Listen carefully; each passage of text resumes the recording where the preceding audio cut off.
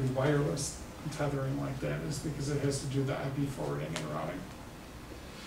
And it'll actually do a NAT table, when you connect to it, because it'll add that in the DHCP server, and you'll actually get an IP address and route out to Verizon's network via an IP tables firewall. Okay, so with make boot image, I'm going to specify I want it to make a boot image for a kernel, where to get the Z image. I want it to be set as a RAM disk because I'm not going to a hard drive and I want it compressed.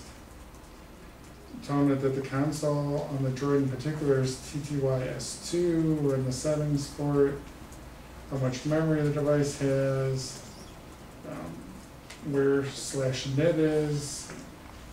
By default, I'm leaving IP off. The BRD rev, that is specifically telling it what the rev of the CDMA cellular modem is. Typically, I know that one is good for all Verizon. I haven't done any AT&T phones. I would suspect that theirs is different, but I'm sure you can find it via Google. Other than that, these are all just memory settings for the different file systems, how big that they're going to be. Like miscellaneous boot, recovery, system, how much I want for cache, how much for user data. Which is one of the interesting things too, is you can play around with those sizes. Not really recommended because most of the manufacturers do a pretty good balance in their file system sizes.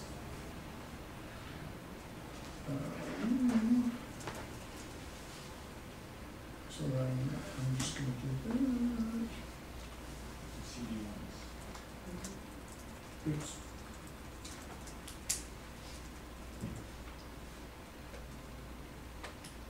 And if I look, now I have a boot image. And I could literally take and go in and flash that boot image to my droid, and that will boot up off of it, off the new kernel. Much as if you're looking at the Zoom right now, if you go into settings and about tablet, if you look at that, you'll actually see that it's running the Tiamat kernel and is running version 3.2, which came out started rolling out for the 3G model from Verizon about 10 o'clock last night.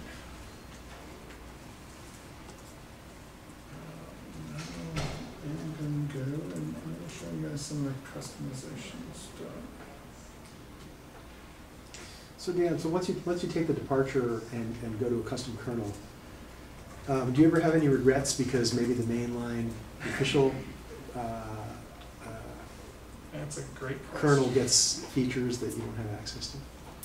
The mainline kernel has never gotten features that I don't have access to, because typically the developer community comes out with the features before the carriers do.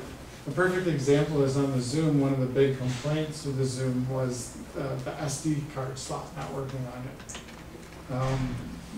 The XDA developers have had the SD card slot working on that thing for months. And literally the 3.2 update that came out last night is actually the carriers that finally supports it.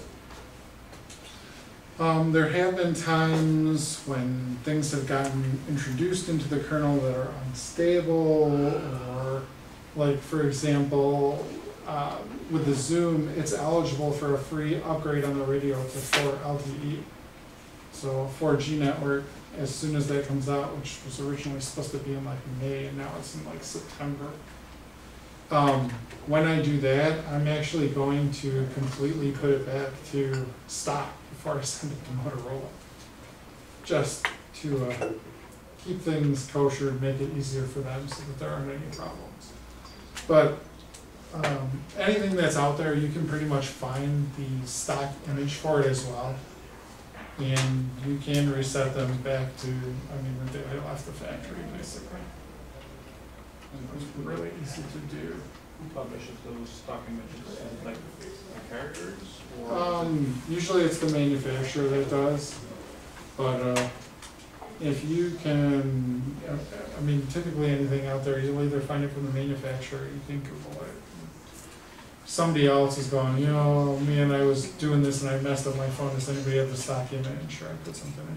Like same thing, this morning I was playing around with the Zoom and with 3.2 coming out. I've got the SMS functionality in there and working, and I have the phone in there, but I'm trying to slip the phone icon back in there, which I don't have in, because on 3.1 I had the phone icon working where literally I can tap it and I can dial out if I wanted to. And when I put that in, for some reason right now it's causing, and I didn't have time to play with it, but it's causing an infinite loop. Sitting here watching it, looping through, some kind of permissions problem. I'll have it worked out in the next couple of days. Is it easy to brick these phones? To be honest, no, it's not. It's actually pretty hard. A lot of people learn about breaking their phones, and because they're resilient in the fact that what you do to them, you can pretty much undo to them. As long as you can get into fast boot, you can reflash anything in there. As long as you don't screw up fast boot, which is pretty difficult to do. You can always download another boot image, flash it right up there.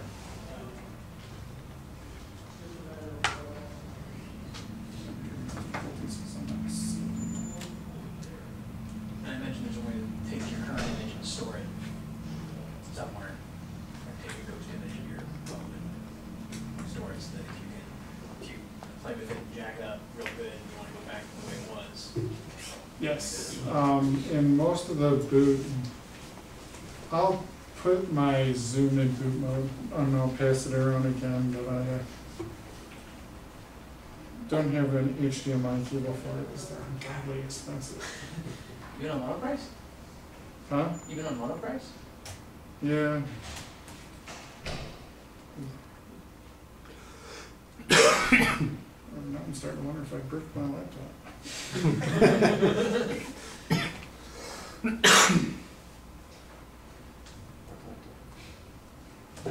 Come on.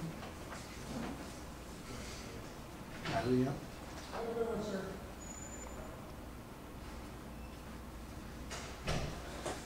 I will say if I bricked my laptop, I did so impressively because I'm not even getting a BIOS screen.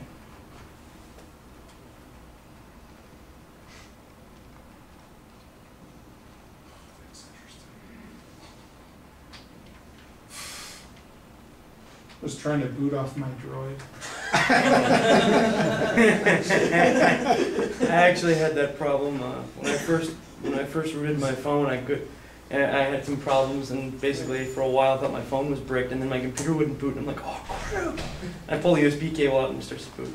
Yeah.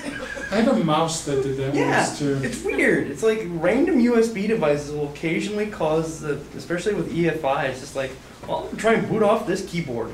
Yeah, was your mouse a storage device? Like, Yeah, the mouse. Well, like when I plug my phone into the car charger, it says, do you want to access this USB storage device? It's a car charger plugged into a cigarette lighter, and it's not a storage device. I thought you only had to do this once and it updated it.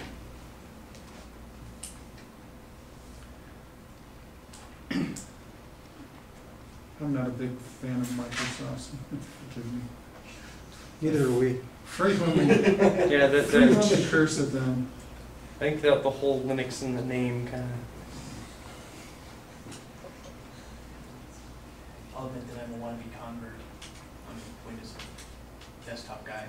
Come to the dark side, we have dental. I know. I Windows desktop Give me guy. the small screen. I have some discs in my car. The first step I work to recover. with these two over here, so. Great, now I'm gonna have to change my BitLocker too. First step to Still on recovery is camera. admitting you have a problem. Is the droid still plugged in? No.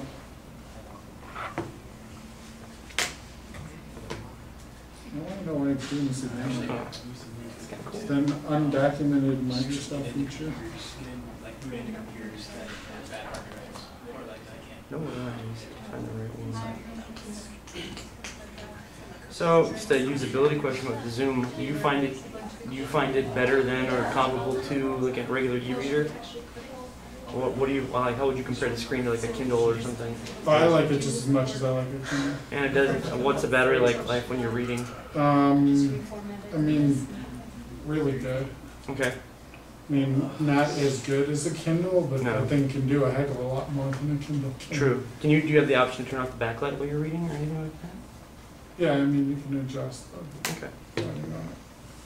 Hey Dan, do you have an opinion on buying, because you can get cheap Android tablets, and I guess root them and put a custom kernel versus buying something like the latest and greatest. Is it worth the extra couple $100 you might save to buy a cheap tablet?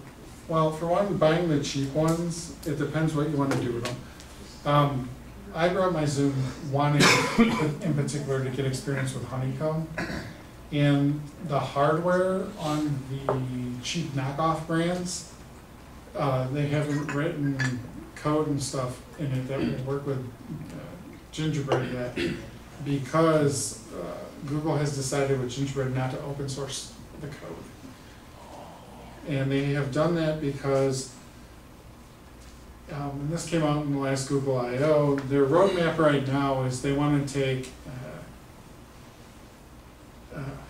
ice cream sandwich and they want to take Gingerbread, and they kind of want to merge them so that there's one OS for all devices. And they're doing a lot of work right now on making it so it's easier to write apps that work on both. And the Open Handset Consortium is actually working on making it easier, and there's a couple new apps that are out and have been progressing nicely, that you can write one app and it'll work on an iPad, it'll work on an Android, and it does all the conversions. In the knockoffs, they're okay, but I found usually that their hardware is questionable and their support is. One thing I've been looking at doing is getting into Color and rooting it, because that's running Android. It's running 2.2 or 2.3, I think. Yep.